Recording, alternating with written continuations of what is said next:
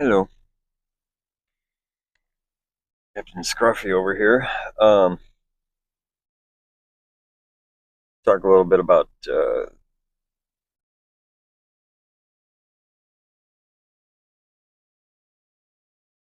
my current situation. A lot of I've been living at a rehab slash sober living facility for 2 years now, just over 2 years actually. Um, I was asked to leave the other day.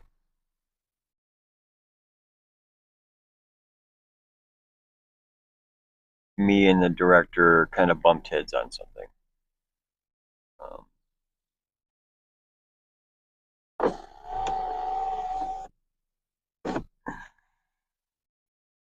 Not the best timing by any means, but that's life. Um, but I'm not letting it send me back out or anything ridiculous like that. It just is what it is. It's been time for me to move on. It really has. Um, so I'm taking it as okay. It happened, and I kind of reacted to something. One of my character defects. I can be very prideful and spiteful when I feel like I'm being backed into a corner. When I feel like somebody is giving me an ultimatum. Um, there was one time in my life years and years ago, someone gave me an ultimatum, and I kowtowed to it. I gave in to the ultimatum, and essentially, I lost a very good friendship because of it. I was given a choice between a friend of mine and a significant other I was with, and I chose a significant other. And in some ways, yes, I regret that choice. I did lost. I essentially lost a good friend out of it. Um, that was years ago, but the point is I promised myself I would never do it again. So my mouth wrote a check my ass wasn't entirely ready to cash, and he called me out on it. Okay, you know, I don't hate the man or anything like that. Um, Situation was, I'm in a faith-based facility, and one of the requirements of the program is that we attend church services. I personally don't have a problem with that. Is that something I have done on the regular? No, because I usually used to watch it. Like, there's a lot of churches around here that stream their services live. I would just watch it on the TV. Um, I personally don't feel comfortable going to a established church and whatnot because it's not because of my belief systems. It's because that's not what I practice, and it's out of respect for that establishment. Will I do it? Sure, of course I will. Anytime I've ever been asked to do anything, and it's very important, anytime I've been asked to do anything in this house, I've done it. But when I'm approached with, well, if you don't do this, implying that I'm going to get kicked out if I don't, that's what I had a problem with. And even the first time that was spoken, I said, okay, I'll start going. And then this person reiterated that comment with even more emphasis, at which point I popped off, and this is my bad. And I said, okay, fine, I'll leave. And I started to walk away because I didn't want to get in an argument. I was on the phone with somebody, they were getting ready to leave, just wasn't the appropriate time. As I'm walking away, the person is like, hey, I didn't mean it that way, blah, blah, blah. And I'm like, yeah, you did. That's exactly what you meant. And that's exactly what you were implying. It was a passive aggressive threat, it was an ultimatum. And no, I'm not going to let anyone bully me or push me into something. If you want me to attend these services and this is the rule you're trying to reestablish in the house, fine. Ask. You know, was I slightly in the wrong? Yes, of course I was. I shouldn't have reacted to it. I shouldn't have allowed that situation or that person to have that kind of power. And I did. I was going through some shit. I was on the phone with a friend of mine who's been going through some shit.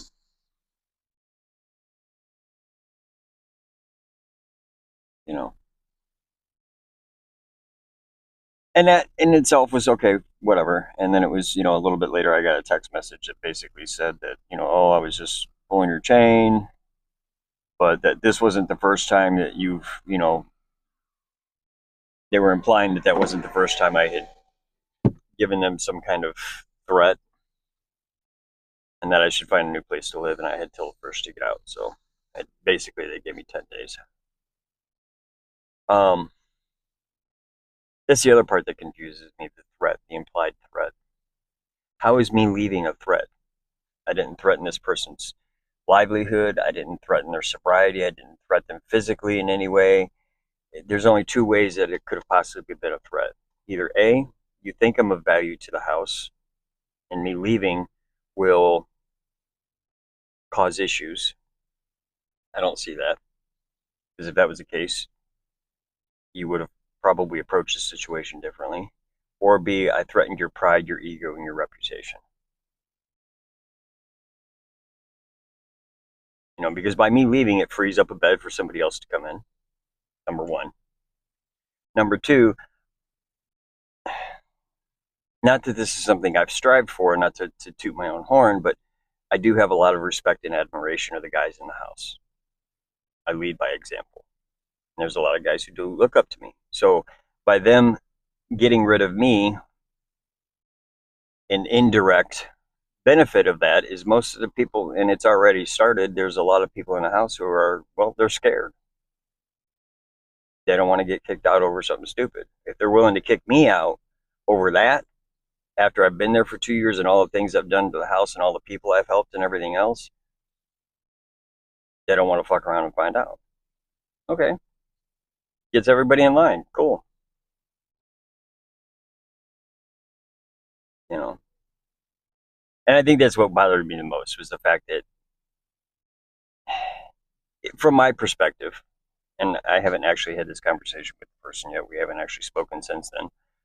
There's really nothing to talk about. I said what I said. He said what he said. I'm going to respect his decision and I'm going to stand by my word. As simple as that. You know, I don't really have any animosity towards him per se. No. If anything, I'm a little upset at myself for the way I handled it. I could have handled it better for sure. Absolutely. You know, I'm going to make the best of it. A friend of mine is going to help me and is providing a temporary housing solution. Um, so, but yeah, I think what bothered me the most was the fact that, I personally felt threatened. I felt like I was, my housing situation, my living situation was being dangled over my head. And it was as far as I'm concerned, it was a very passive aggressive, somewhat condescending threat slash ultimatum. And, but then when I respond in kind, oh, you can dish it out, but you can't take it now. Okay. The point to all of this is, you know, one of the things that a lot of people don't realize when you're in sober living facilities and rehabs, three-quarter housing, whatever, even, okay, fine, you're a normie, you've got a roommate. Anyone who's ever had a roommate knows that, it's not even a roommate, your significant other, your husband, your wife, your kids, whatever, it's ironic. It's the human experience and condition is we are social creatures. We require a certain level of interaction to have a healthy psyche and emotional maturity and all of these other things. But at the same time, dealing with a lot of different personalities and energy and everything else is fucking exhausting. You know, and that's the thing. That's why I'm looking at it as okay. It's a blessing in disguise in some ways. It's okay. It's a tower moment. I'm going to utilize it and move on. Of course, it happened on the solstice, on the new moon, which also happened to be my anniversary day. So 2 years and 1 month. Universe has got jokes, doesn't it? So, what would that be? 49 months? Interesting. I'll have to look up the numerology in that. Anyway, I've seen this house flip over And when I say flip over, I mean literally, everyone but me and maybe one other person leave, and new people come in like 4 times now in the last 2 years. I've seen the rules enforced and then getting slacked and then enforced again, and it's a constant ebb and flow. It's always an uphill battle with certain things. You know. And that's the thing. The new director and his wife, I totally understand and even agree with what they're trying to accomplish. I don't necessarily agree with the methods, but that's just my own personal opinion. Opinions are like assholes. Everyone's got one, and they normally stink. Um, so, but yeah, a lot of people don't realize how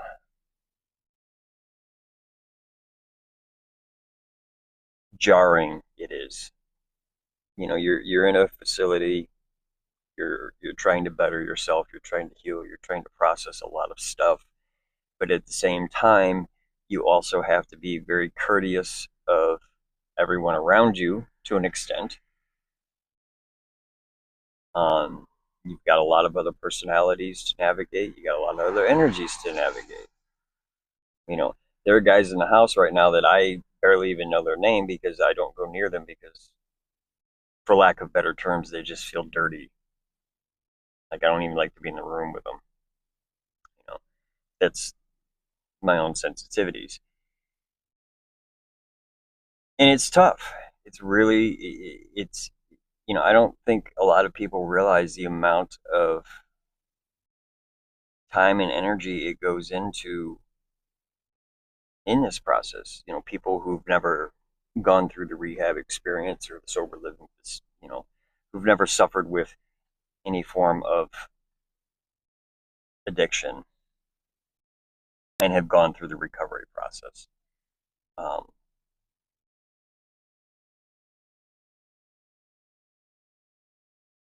give them a little more credit, give them a little slack sometimes. They're going through a lot of changes, a lot. And I've talked about this before. And one of the things that happens when you become a substance abuse addict, and I'm sure it works its way into other areas of life, but you emotionally stop growing. Okay, so if you became essentially an alcoholic or a drug addict when you were in your late teens, early 20s, and some of these guys, they've been drinking, you know, as an alcoholic since they were 15, 16 years old, and they're now in their 30s or 40s, and this is their first rehab. Guess what? Emotionally, that grown ass man is a 16-year-old kid.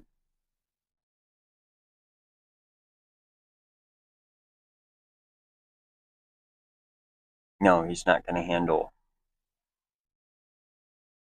a lot of life's situations in a very well balanced way. Considering most of his life he's been handling it by going back to drugs, alcohol, whatever. Um, so you're in this situation where you have years of emotional growth to catch up on. And the way it works is you don't get to do that piecemeal. You don't get to decide what's going to come up and what doesn't come up. Usually it just all hits you like a fucking tidal wave. Just, I mean, slam. And, you don't know your ass from a hole in the ground. You don't know which way's up from one day to the next. And emotionally, yeah, it's an absolute roller coaster. And not in a fun way. Okay. Add to that, you now have, in my particular facility, we have I think max capacity of 28 people or something like that. You now have to navigate and deal with 20 plus other people going through the same thing.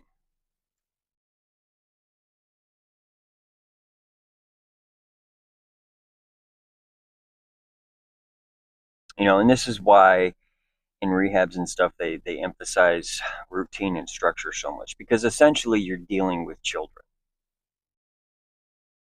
for the most part on an emotional level and spiritual level. a lot of that growth was stunted through most of their life through abuse, abuse of a substance, um, not being taught any better, really.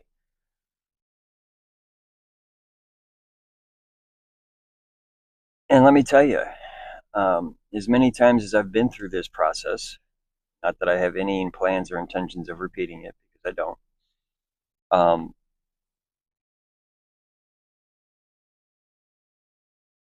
in a lot of ways, yes, it has because